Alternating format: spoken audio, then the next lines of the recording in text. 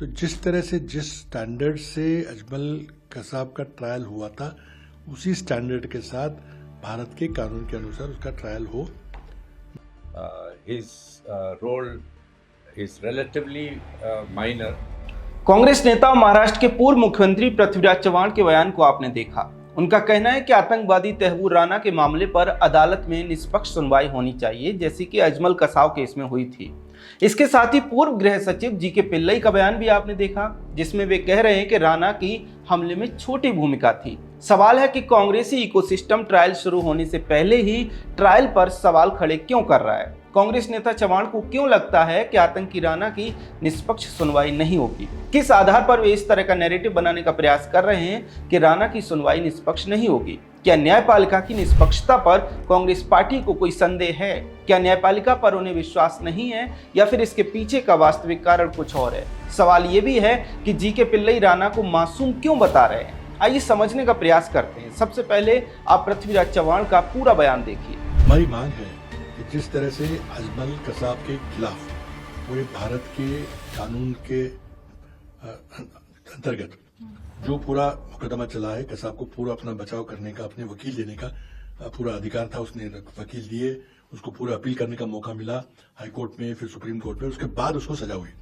तो इसी तरह से राणा का जब ट्रायल होगा, उसका जब मुकदमा चलेगा, तो इसी तरह से उसको पूरा कानूनी तरीके से अधिकार देकर उसको जो भी सजा हो उसको स्वीकार करना पड़ेगा। हमारे देश में कांगारू कोर्ट नहीं चलेगा। है एक हादसा हुआ है, उसने अंजाम दिया है, उसकी जिम्मेदारी तय करनी पड़ेगी, उसके तहत भारत के कानून के अनुसार उसको सजा करनी पड़ेगी। लेकिन कानूनी तरीके से पूरी तरह से, क्योंकि दुनिया इस ट्रायल की तरफ देखेगी कि क्या भारत में कानून का राज है, रूल ऑफ लॉ है, या कुछ कैंगारू कोर्ट जैसा चलेगा यहाँ पे।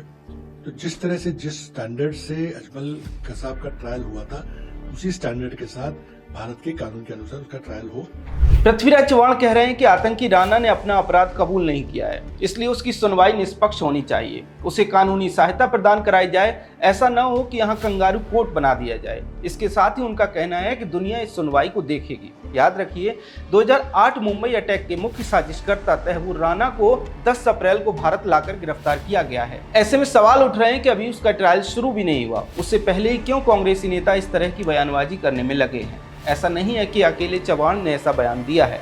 2009 से 2011 तक यूपीए सरकार में गृह सचिव रहे जी.के. पिल्लई का बयान भी कई सवाल खड़े कर रहा है। सबसे पहले देखिए पिल्लई ने क्या कहा। His role is relatively minor.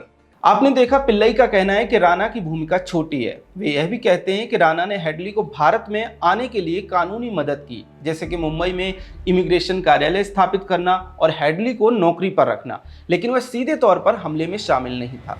सवाल है कि पिल्लई क्यों राणा के अपराध को हल्का करने का प्रयास कर रहे हैं। पिल्लई की बात भी अगर मान लें कि हेडली मुख्य अपराधी है, तब भी क्या राणा का अपराध कम हो जाता है? राणा ने मदद की, तभी तो हेडली अपने षड्यंत्र को अंजाम दे पाया। क्या बिना राणा की मदद के वो ऐसा कर सकता था? इसके बाद भी कांग्रेस सरकार में गृह सचिव रहे पिल्लई क्यों उसके अपराध को छोटा बताने का प्रयास कर रहे हैं? सवाल है कि कांग्रेस नेता चव्हाण का निष्पक्ष सुनवाई की बात करना और कांग्रेसी कहे जाने वाले पूर्व गृह सचिव का उसके अपराध को कम करके बताना क्या किसी लंबी रणनीति का हिस्सा है?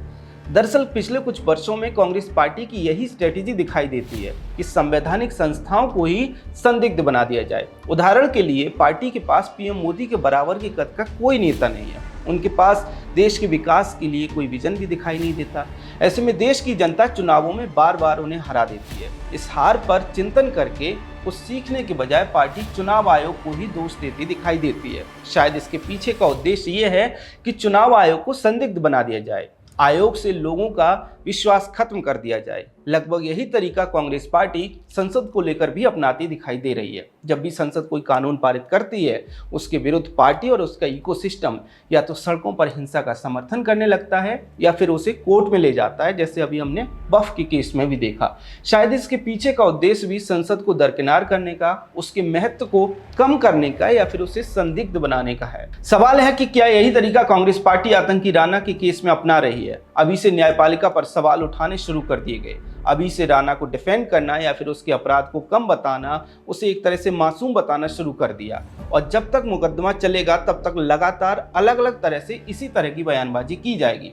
सवाल खड़े किए जाएंगे और जब आतंकी राणा दोषी साबित हो जाएगा, कोर्ट उसे सजा सुनाएगा, तब शायद ये कहा जाएगा कि ये तो होना ही था। कंगारू कोर्ट बनाकर सजा सुनाई गई है, निष्पक्ष सुनवाई नहीं की गई, मासूम राणा को सजा दे दी गई। हम तो लगातार यही बात कह रहे थे। कांग्रेस नेता ये बात कहेंगे और देश विदेश में बैठा पिल्लई जैसे लोगों से बना इकोसिस्टम इस बात को एम्पलीफाई करके एक नैरेटिव बनाने का प्रयास करेगा कि आतंकी राणा तो निर्दोष था, फिर भी भारत ने उसे सजा सुना दी। ये भी मत भूलिए कि आतंकी अफजल गुरु को जब न्यायिक प्रक्रिया और संवैधानिक प्रक्रियाओं का पालन करने के बाद भी कांग्रेस के समय सजा दी गई थी, तब भी कांग्रेसी वामपंथी इकोसिस्टम ने इसी तरह का नैरेटिव बनाया था।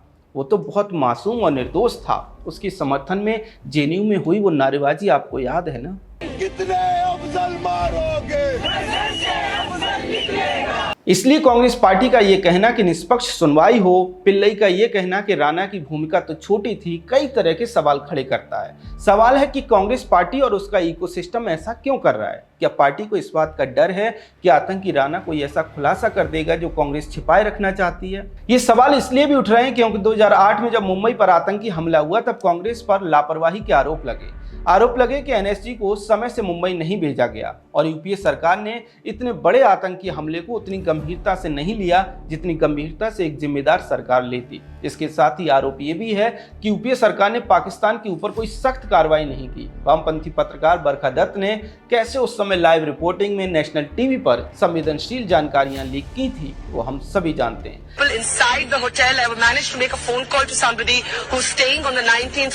इसलिए इस पूरी सुनवाई के दौरान इस तरह की बयानबाजी निश्चित तौर पर सवालों के घेरे में रहेगी। पृथ्वीराज चव्हाण ने राणा की सुनवाई कसाब की तरह करने की बात कही, तो वहीं जीके पिल्लई ने राणा को एक तरह से मासूम बताया है। इसको लेकर आपका क्या कहना है? कमेंट सेक्शन में हमें जरूर बताएं। अगर आपको हमारा कंटेंट पसंद आता है तो हमारे चैनल को फॉलो भी कर लें। जय हिंद।